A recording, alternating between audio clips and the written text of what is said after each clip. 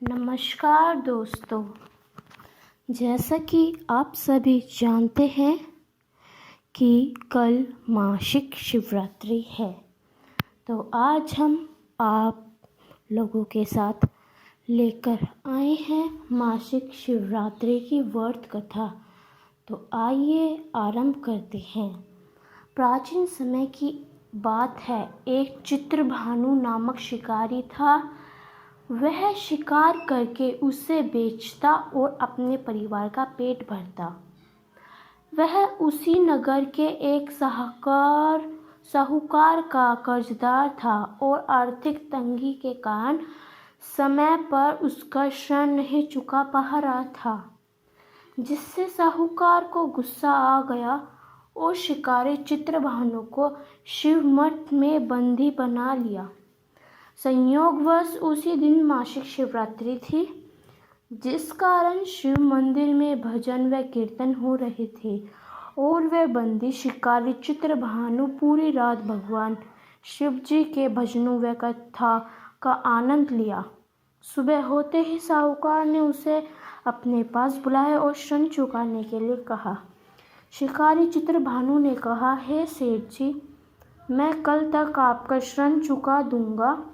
उसका यह वचन सुनकर सेठ जी ने उसे छोड़ दिया, जिसके बाद शिकारी शिकार के लिए जंगल में चला गया।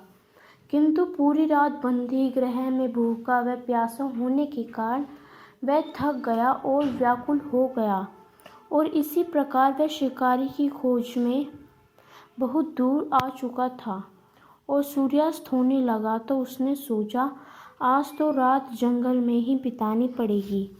ऊपर से कोई शिकार भी नहीं कर पाया जिससे बेचकर सेठ जी का ऋण चुका देता। यह सोचकर वह एक तालाब के पास पहुंच गया और भर पेट पानी पिया, जिसके बाद वह बेल के पेड़ में चढ़ गया जो कि उसी तालाब के किनारे था। उसी बेलपत्र के पेड़ के नीचे शिवलिंग की स्थापना हो रही थी, किंतु वह पूरी तरह बिल की पत्तियों से ढका होने के कारण उस शिकारी को दिखाई नहीं दिया। शिकारी चित्रभानु पेड़ में बैठने के लिए बिल की टहनियाँ व पत्तों तोड़कर नीचे गिराया।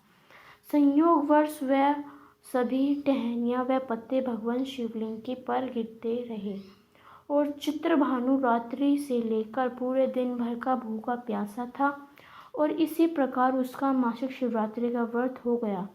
कुछ समय बाद उस तालाब पर पानी पीने के लिए एक गर्भवती हिरनी आई और पानी पीने लगी। हिरनी को देखकर शिकारी चित्रभानु ने अपने धनुष पर तीर चढ़ा दिया और छोड़ने लगा, तो गर्भवती हिरनी बोली, तुम धनुष तीर मत चलाओ, क्योंकि इस समय मैं गर्भवती हूँ और तुम एक साथ दो जीवों की हत्या नहीं कर सकते। परंतु मैं जल्दी ही प्रसव करूँगी, जिसके बाद मैं तुम्हारे पास आ जाऊँगी, तब तुम मेरा शिकार कर लेना। उस हिरनी की बात सुनकर चित्रभानु ने अपने धनुष को ढीला कर दिया।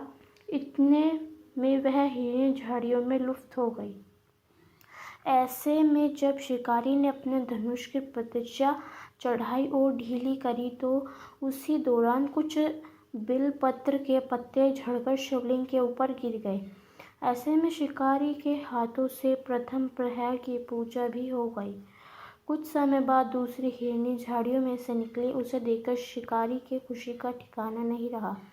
चित्रभानु ने उस हिरनी का शिकार करने के लिए अपना धनुष उठाया और तीर छोड़ने लगा, तो हिरनी बोली, शिकारी, आप मुझे मत मारो।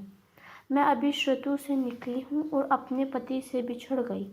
उसी को ढूंढती हुई मैं यहाँ आ चुकी हूँ। मैं अपने पति से भेंट कर लूँ, उसके बाद तुम मेरा शिकार कर लेना। यह कहकर वह हिरनी वहाँ से चली गई। शिकारी चित्रभानु अपना 2 बार शिकार को खो कर बड़ा दुखी हुआ और चिंता में पड़ गया कि प्रातः सेठ जी का ऋण कहाँ से चुकाऊंगा। जब शिकारी ने दूसरी हिरनी का शिकार करने के लिए धनुष प्रतिज्ञा चढ़ाई, तो कुछ बेलपत्र के पत्ते झड़कर शिवलिंग के ऊपर गिर गए। ऐसे में पूजा कि प्रहार संपन्न हो गई। ऐसे में अर्धरात्रि बीत गई और कुछ समय बाद एक हिरनी अपने बच्चे के साथ तालाब पर पानी पीने के लिए आई। चित्रभानु ने जरा से भी देरी न की और करी और धनुष पर प्रत्यंचा चढ़ाई और तीरों को छोड़ने लगा। इतने में वह हिरनी बोली, हे शिकारी, आप मुझे अभी मत मारो। यदि मैं मर गई तो मेरे बच्चे अनाथ हो जाएंगे। मैं इन बच्चों को इनके पिता के पास छोड़कर आऊँ, जिसके बाद तुम मेरा शिकार कर लेना। उस हिरनी की बात सुनकर शिकारी चित्रभानु जोर से हंसने लगा और कहने लगा, सामने आए शिकार को कैसे छोड़ सकता हूँ? मैं इतना भी मूर्ख नहीं, क्योंकि 2 बार मैंने अपना शिकार खो चुका है और अब तीसरी बार नहीं। हिरनी बोली, जिस प्रकार तुमने अपने बच्चे को चिंता सता रही है, उसी प्रकार मुझे अपने बच्चे की चिंता हो रही है। मैं इन्हें इनके पिता के पास छोड़कर वापस आ जाऊंगी, जिसके बाद तुम मेरा शिकार कर लेना। मेरे विश्वास कीजिए शिकार जी। हिरनी की ये बात सुनकर शिकारी को दया आ गई, उसने उसे छोड़ दिया। ऐसे में शिकारी के हाथों से तीसरे प्रहार की पूजा भी हो गई। कुछ समय बाद एक मृग वहां पर आया। उसे देखकर चित्रभानु ने अपना धनुष उठाया और उसके शरीर के लिए छोड़ने लगा, तो वह मृग बड़ी नम्रतापूर्वक बोला, हे शिकारी, यदि तुमने मेरी इतनी पत्नियों और बच्चों को मार दिया तो मुझे भी मार दो, क्योंकि उनके बिना मेरा इस दुनिया में कोई नहीं है।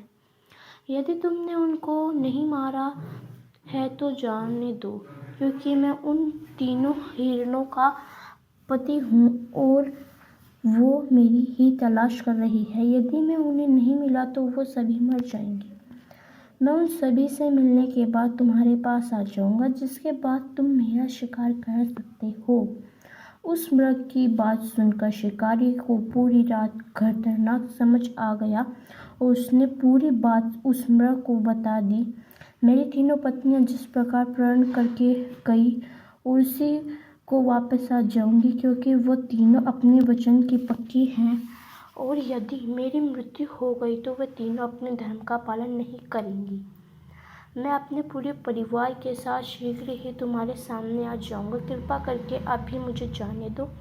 शिकारी चित्रभानु ने उस मृग को भी जाने दिया और इस प्रकार अनजाने में उस शिकारी ने भगवान शिव जी की पूजा संपन्न हो गई, जिसके बाद शिकारी का हृदय बदल गया और उसके मन में शक्ति की भावना उत्पन्न हो गई। कुछ समय बाद मृग अपने पूरे परिवार अर्थात तीनों हिरनी व बच्चों के साथ शिकार के पास आ गया और कहने लगा कि हम अपनी प्रतिज्ञा अनुसार यहाँ आ गए। अब आप हमारा शिकार कर सकते हैं। शिकारी चित्रभानु जंगल के पशुओं की सच्ची भावना को देखकर उसका हृदय पूरी तरह पिघल गया और उसी दिन से शिकार करना छोड़ दिया। दूसरे दिन प्रातः होते ही सेठ जी का ऋण किसी और से उधार लेकर चुकाया और स्वयं मेहनत करने लगा। इसी प्रकार उसने अपने जीवन का अनमोल बनाया। जब शिकारी चित्रभानु की मृत्यु हुई तो उससे यमदूत लेने आए, किंतु शिवदूतों ने उन्हें भगा दिया और उसके शिवलोक ले गए। इस प्रकार उसे मोक्ष की प्राप्ति हुई। दोस्तों, आज के इस लेख में, इस वीडियो में हमने आपको मासिक शिवरात्रि की कथा के बारे में बताया।